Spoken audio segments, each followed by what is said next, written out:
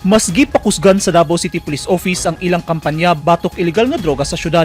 Human sa gianunsyong war on drugs ni Mayor Sebastian Basti Duterte nitong bulan sa Marso ning tuiga. Gipaningkamutan gyud sa Kapulisan nga dili mazero sa ginahimong illegal drugs operation matag adlaw. And ang DCPO dili ra siya maulahi sa tanang units diri sa Pier 11 gumikan sa ato ang pakigpisog, especially from the ward sa ato ang amahan sa syudad sa Davao nga no good ang illegal drugs di sa syudad sa Davao. Kaya ang illegal drugs mo gina ang rason, pinaka-rason kung ano na ay krimen nga mahitabo diri sa ato ang syudad sa Davao. Sumala ni Police Captain Hazel Tuazon, ang spokesperson sa DCPO, nga walay drug lord o laboratory sa illegal drugs sa Davao City. Kay ang mga nakumpiskang illegal nga droga atol sa police operations gikan pa sa laing lugar o mga kasikbit nga probinsya. Usay gani natay ma-confiscate diha sa border control nato, like diri sa Turil, sa Bunawan, no?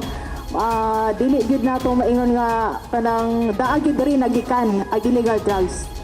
Iagi lang diri or kanang try to distribute the illegal drugs sa mga tao, but then dili sila dili successful ang ilang plano mamno nga daoton ang mga utok diri sa ato ang makaison na Dabaweños.